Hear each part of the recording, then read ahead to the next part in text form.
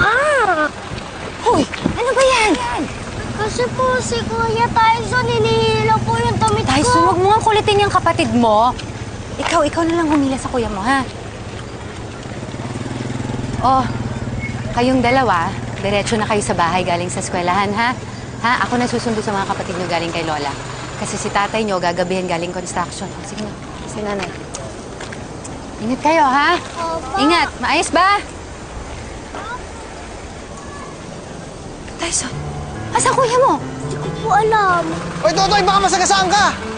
Tyson! Tyson! Tyson!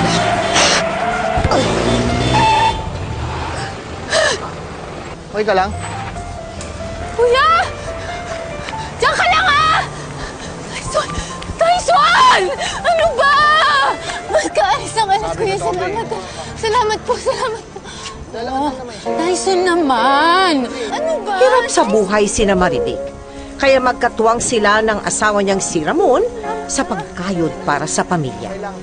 Dahil sabay na nagtatrabaho, hindi nila lubos na nababantayan ng mga anak. Madalas silang inihahabili ni Marivic sa kanyang nanay.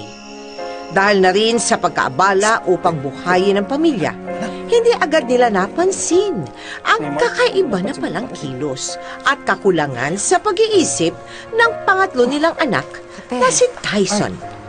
Salamat, Marivic. Uy! Matulog ka na. Tyson, tama na. Patulungin mo na nga yung kapatid mo.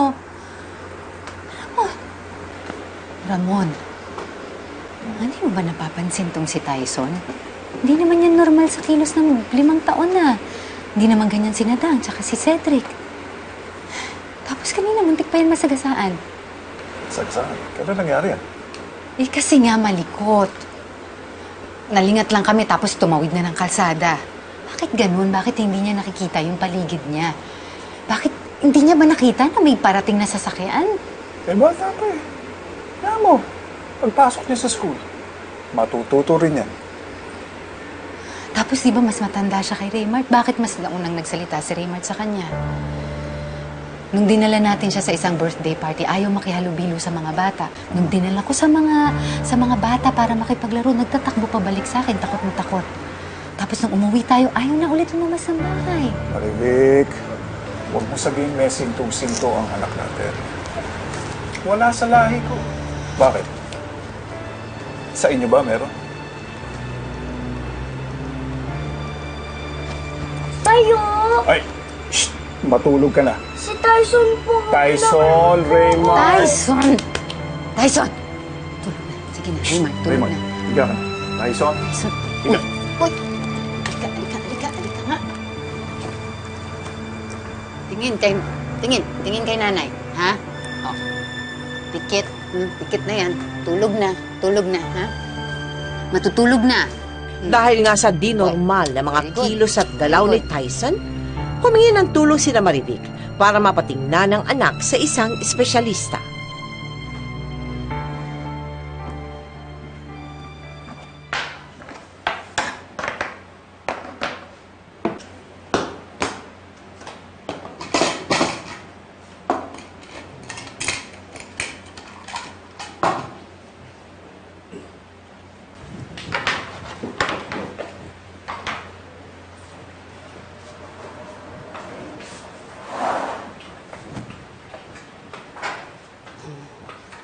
Hello po.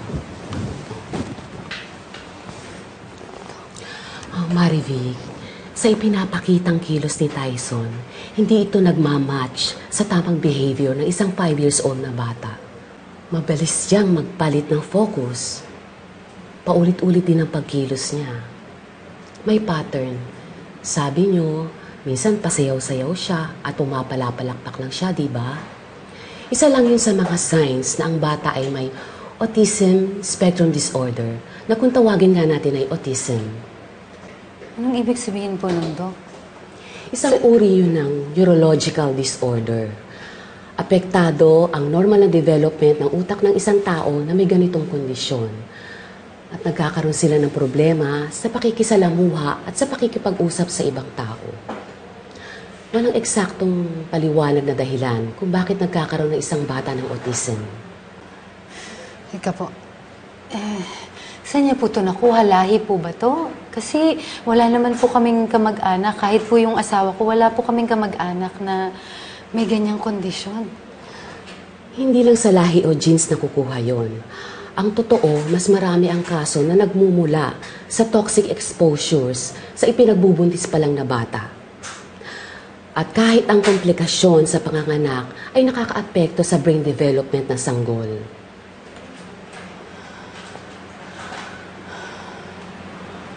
May gamot ba po? Magagamot ba po siya? Walang gamot sa autism, Marivic. Pero may mga therapies, interventions, at behavioral treatments na pwede nilang gawin para ma-improve ang communication at social skills nila. Kung gusto nyo, pwede kayong bumalik for another check-up session. At para mas lalo nating maintindihan ang sitwasyon ni Tyson. Kasi sa bawat batang may autism ay may nakalaang special treatment at therapy based sa behavior nila. Dapat ma-therapy talaga kaagad si Tyson, lalo na't hindi pa siya nakakapagsalita. Magkano po ito? Dito sa amin, 1,500 pesos. Aaminin ko sa inyo, may kamahalan talagang therapy sa mga tulad ni Tyson. Wala ba pong ibang paraan? Well, sa bahay, kapag hyper siya, pwede niyo siyang masahihin ng lotion para makalma.